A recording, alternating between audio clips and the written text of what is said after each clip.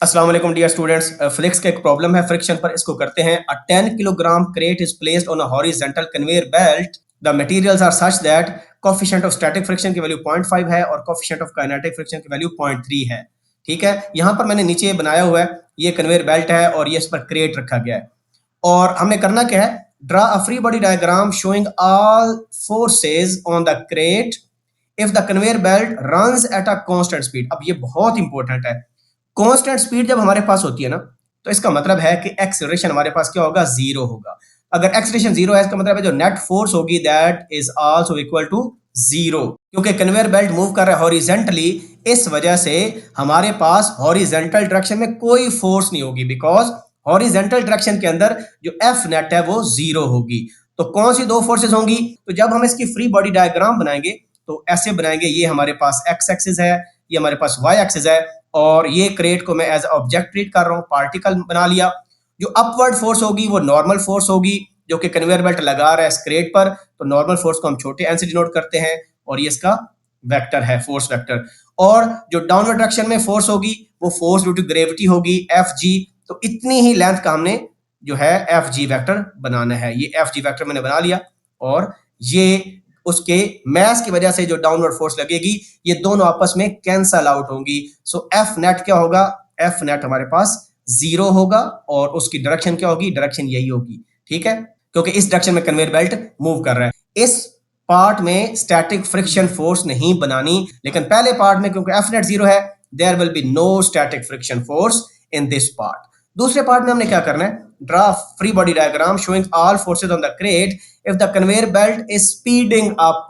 इसका मतलब है वेलोसिटी वेक्टर इंक्रीज कर रहा है, there is some acceleration a जैसे क्रेट मूव कर रहा है। अब यहां पर बहुत इंपॉर्टेंट पॉइंट है कि कन्वेयर बेल्ट अब एक्सेलरेशन ए से मूव कर रहा है, तो जो क्रेट है वो भी तो सेम एक्सेलरेशन से मूव कर रहा होगा, ऑब्वियस सी बात है। सो इसका मतलब क्या हुआ कि अब वो स्लिप करने की कोशिश करेगा। पहले कांस्टेंट वेलोसिटी थी, अब कांस्टेंट वेलोसिटी नहीं है। सो इसका मतलब ये हुआ कि वो इस डायरेक्शन में स्लिप करने की कोशिश करेगा। मैंने यहां पर मार्क किया पार्ट 2 के अंदर कि अब कन्वेयर बेल्ट जो है मूव कर रहा है, एक्सेलरेशन ए के साथ कर रहा है। सो एफ नेट जो है उसी डायरेक्शन में हमारी पास होगी।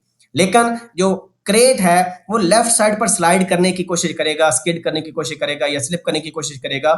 सो जो स्टैटिक फ्रिक्शन फोर्स है वो इस डायरेक्शन में होगी। अब पॉइंट ये है कि फ्रिक्शन कौन सी होगी, स्टैटिक फ्रिक्शन के काइनेटिक फ्रिक्शन। अब देखें, जो आपका क्रेट है और बेल्ट है वो सेम एक्सेलरेशन से मूव कर रहे हैं। So there is no relative motion between the crate and the belt. So इस वजह से हमारा क्रेट मूव नहीं कर रहा विद रिस्पेक्ट टू बेल्ट, वो रेस्ट में है। That is why we have static frictional force in this case. Kinetic friction इस केस में नहीं होगी, और उसकी डायरेक्शन टुवर्ड्स द मोशन होगी, because the crate is trying to slip in the opposite direction, और उसको बैलेंस करने के लिए हमारे पास स्टैटिक फोर्स है। ठीक है जी। सो एफ नेट की डायरेक्शन अब हमारे पास ये वाली होगी। ये फ्री बॉडी डायग्राम कैसे बनाएंगे हम, अब यहाँ पर वाई एक्सिस है, यहाँ पर एक्स एक्सिस है, ये पार्टिकल हमारे पास आ गया एज अ क्रेट, और जो नॉर्मल फोर्स है वो बैलेंस करेगी फोर्स ड्यू टू ग्रेविटी को। दोनों की लेंथ बराबर होगी, ये मैं सेम लेंथ का दोनों बना रहा हूँ, और ये नॉर्मल फोर्स है, ये फोर्स ड्यू टू ग्रेविटी है।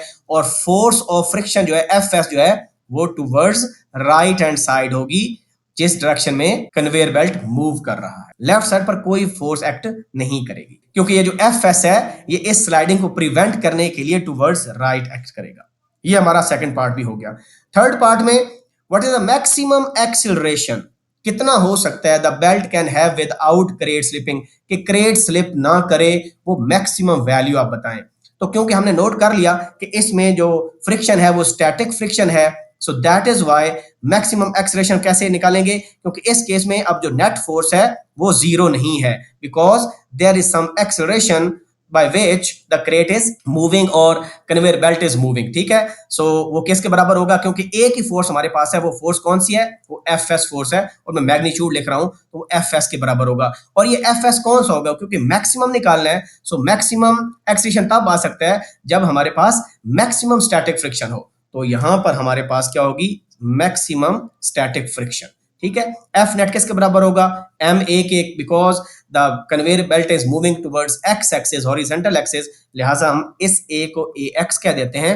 और इसका फार्मूला हमारे पास क्या है, mu S into normal force. और नॉर्मल फोर्स किसके बराबर होती है, वो वेट के बराबर होती है। Normal force equal to weight, तो इस एन की जगह हम क्या पुट कर देते हैं, एम जी पुट कर देते हैं। ठीक हो गया जी। तो ये जो m है इस m से कैंसल आउट हो जाएगा और ax हमारे पास आ जाएगा म्यू एस इंटू जी, और म्यू एस की वैल्यू हमें प्रॉब्लम के स्टार्ट में गिवन थी, दैट इज 0.5। तो यहां पर हम डाल देंगे 0.5 और g की वैल्यू पता है 9.8 मीटर पर स्क्वायर सेकंड है। सो हमारे पास ax की वैल्यू कितनी आ जाएगी, दोनों को मल्टीप्लाई कर देंगे तो ये इसका हाफ हो जाएगा, यानी 4.9 मीटर पर स्क्वायर सेकंड। ये मैक्सिमम एक्सीलरेशन की वैल्यू हमारे पास आ जाएगी विदाउट क्रेट स्लिपिंग, कि क्रेट स्लिप ना हो। अगर इससे ज्यादा एक्सीलरेशन होगा तो ये जो हमारे पास क्रेट है ये फिर स्टेबल नहीं रहेगा, ये स्लाइड करने की या स्लिप करने की कोशिश करेगा और स्लिप होगा। ये मैक्सिमम एक्सेलरेशन की वैल्यू है जिससे कन्वेयर बेल्ट मूव कर सकता है। तो सबसे ट्रिकी पार्ट इसमें कौन सा था, पहला पार्ट ट्रिकी पार्ट है, बिकॉज उसमें कांस्टेंट स्पीड थी। ज्यादातर स्टूडेंट क्या करेंगे कि क्रेट स्लिप हो रहा है लेफ्ट साइड पर, वो राइट साइड पर फ्रिक्शनल फोर्स भी बना देंगे, एफएस बना देंगे। एफएस क्यों नहीं बनानी, बिकॉज कांस्टेंट वेलोसिटी हमारे पास है, एफएस बनाए तो इसका मतलब है नेट फोर्स हमारी जीरो नहीं है फिर, ठीक है, क्योंकि इसमें कांस्टेंट स्पीड का मतलब है नेट फोर्स हमारी जीरो होगी इन दिस डायरेक्शन, क्योंकि वर्टिकल फोर्स कैंसल आउट हो रही थी। So that is very important point in this problem. ठीक है जी, फिर भी कोई डाउट हो please ask in the comment section. See you in the next video. अपना ख्याल रखें, अल्लाह हाफिज़।